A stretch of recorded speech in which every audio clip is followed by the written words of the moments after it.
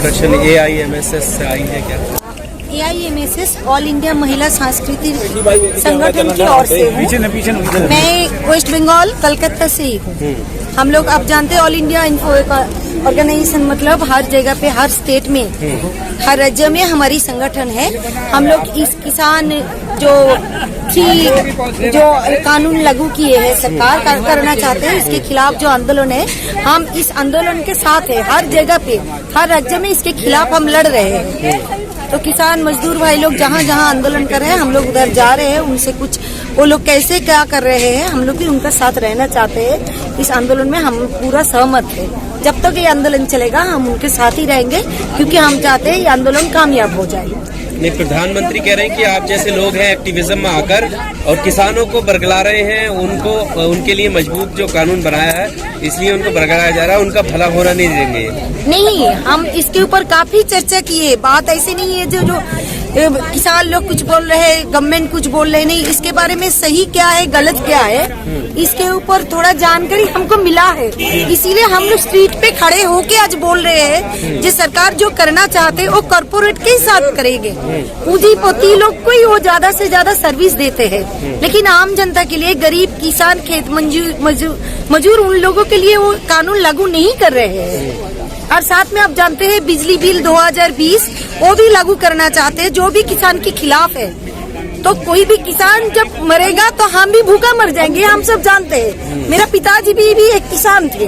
मैं भी एक किसान की बेटी हूँ। मैं खुद नहीं खेती करती हूँ लेकिन आप जानते हैं ज्यादा से ज्यादा हमारी देश के आदमी जो कृषि के साथ मतलब किसान ही है।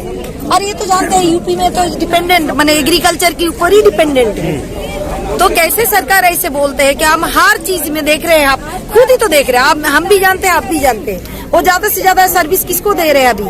अदानी अंबानी जिसको नाम हम जानते ही नहीं थे कुछ साल पहले भी। लेकिन मोदी सरकार आने के बाद बीजेपी आने के बाद ये हमारे सामने आ गया। वो कह रहे हैं कि किसानों को 70 साल में आजाद किया है पहली बार। इससे पहले ऐसा नहीं हुआ। ना वो जो बोल रहे वो सही नहीं बोल रहे वो गलत बोल रहे। वो एक्चुअली उनका क्षमता ज्यादा है। वो ज्यादा सीट लेकर जीत के आए इसलिए जो चाहे पूरा देश को बेच रहे हैं। हर जनता को बेचना चाहते हैं। आप जानते हो कितना प्राइवेटाइज कर रहे हैं। रेल को भी प्राइवेटाइज किया। सरकारी जितना संस्था था उसको भी वो प्राइवेटाइज कर रहे हैं। और क्या 8 ना 9 एयरपोर्ट को भी वो प्राइवेटाइज कर दिए हैं। तो इसमें क्या हम देख रहे हैं जो गैस का आप तो जानते हैं हम तो महिला इसके साथ बहुत जुड़े हुए हैं। किचन के साथ रिश्ता महिला सशक्तिकरण की बात करते हैं वो सशक्तिकरण कैसे हुआ है? आप बोलिए बेटी पढ़ाओ बेटी बचाओ। ज्यादा से ज्यादा बेटी के ऊपर अत्याचार इस बीजेपी जमाने में सबसे ज्यादा हो रहा है। यूपी में सबसे ज्यादा पूरा भारत में। ये आप भी जानते हैं हम भी जानते हैं। मतलब जानकारी हमको मिले है गवर्नमेंट के हिसाब से ये जो निकालती है ना इस साल कितना अत्याचार हुआ इस साल कितना हुआ सबसे ज्यादा है। अभी देखिए 12 मिनट में एक किसान आत्महत्या करती है। ये हिसाब तो मैंने नहीं निकाली सरकारी हिसाब से निकले।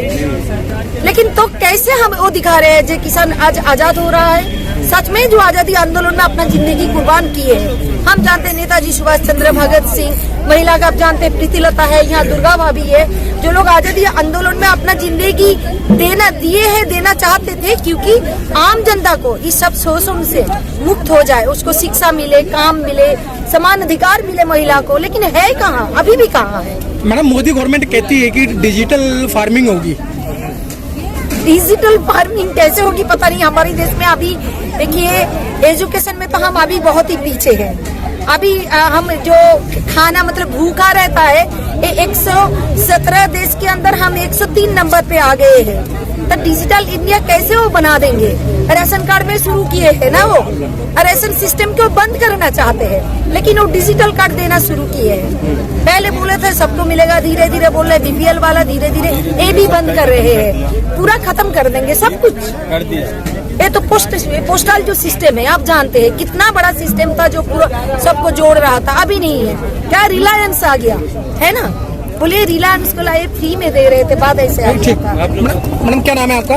मेरा नाम सीता सिंह है। मैं ऑल इंडिया महिला सांस्कृतिक संगठन की दिल्ली स्टेट राज्य। क्या कहना चाहती है? लगातार आंदोलन चल रहा है सरकार वापस नहीं लेना चाह रही है। सरकार वापस नहीं लेना चाह रही है वो अपनी ताकत दिखा रही है। लेकिन यहाँ किसान की ताकत भी कम नहीं है। और ये जो 3 काले कानून सरकार ने किसानों के खिलाफ लागू किए हैं ये 3 काले कानून खाली किसानों के लिए ही नहीं है, क्योंकि अगर ये काले कानूनों से किसान का नुकसान हो रहा है तो उतना ही नुकसान आम जनता का भी हो रहा है, क्योंकि आम जनता और किसान का एक ऐसा रिलेशन है, क्योंकि वो एक किसान ही है जो सारी दुनिया का पेट भरता है, अन्नदाता है वो। अगर उसके खिलाफ इस तरह के कानून अगर सरकार पास कर रही है, अगर उसका नुकसान है, उसका हित नहीं है, तो आम जनता का भी हित नहीं है, महिलाओं का भी हित नहीं है, क्योंकि आम महिला का जीवन जो जनजीवन वो किसान से जुड़ा हुआ होता है। हर चीज को फाइट महिला को भी करना पड़ता है। तो इसलिए हम लगातार इस मूवमेंट को हम समर्थन दे रहे हैं और आगे भी हम समर्थन देते ही रहेंगे, क्योंकि मोदी सरकार का तो हर क्षेत्र में यही कहना है कि बेटी पढ़ाओ बेटी बचाओ, लेकिन बेटियां बच नहीं रही हैं, पढ़ाने की तो बात रही दूर। और मोदी जी ने कहा था कि साल भर में 2 करोड़ लोगों को हम रोजगार देंगे, लेकिन यहाँ 2 करोड़ रोजगार देने के बजाय करोड़ों लोग बेरोजगार हो गए हैं। तो ये जुमलेबाजी तो इस मोदी सरकार का लगातार चल रहा है और जनता भी समझती है।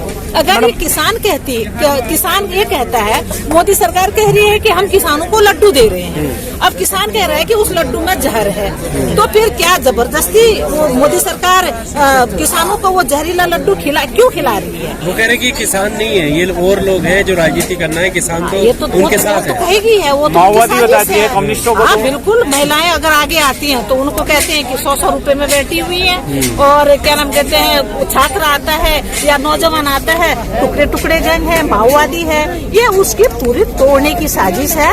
और यहाँ किसान और आम जनता पूरे इन साजिशों को समझ रही है, और इन साजिशों को समझते हुए ही ये जो प्रत्यक्ष हमें दिखाई दे रहा है, हम हर जगह जा रहे हैं, सिंगू बॉर्डर जा रहे हैं, टिकरी बॉर्डर जा रहे हैं। यहाँ पर मैं तो इसी एरिया की रहने वाली हूँ, ब्रज बिहार में रहती हूँ। यहाँ हर तीसरे दिन चौथे दिन में यहाँ आ रही हूँ और मैं देख रही हूँ कि हर नया परिवर्तन हो। मैडम क्या नाम है आपका?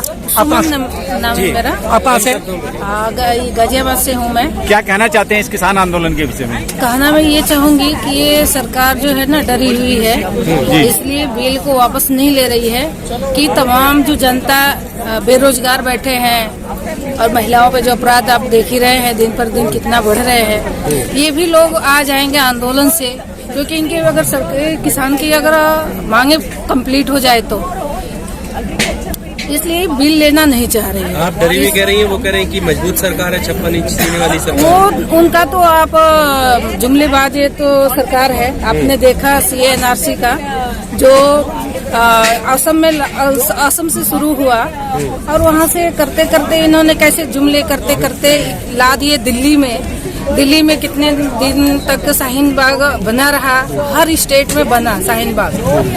और कोई अमित शाह कहीं से कुछ और बोल रहे हैं, मोदी जी कहीं से कुछ और बोल रहे हैं, क्योंकि ये जुमलेबाज है सरकार। ये बार बार मैं दोहराऊंगी इसलिए कि देख रहे हैं, इनसे सीखने को हमको मिल रहा है। जो ये बातें कहते हैं ना, इनसे हमको सीखने के लिए मिलता है, क्योंकि आप ये उलझाए रखने के लिए जुमला फेंकते रहते हैं और अपना काम करना ये चाहते हैं हमेशा, क्योंकि मुस्लिम को होगा करके। लेकिन धीरे धीरे ये क्या करेंगे कि हर धर्म पे ऐसे ही बांटेंगे। ऐसी है ये सरकार जुमलेबाज। आप बोलिए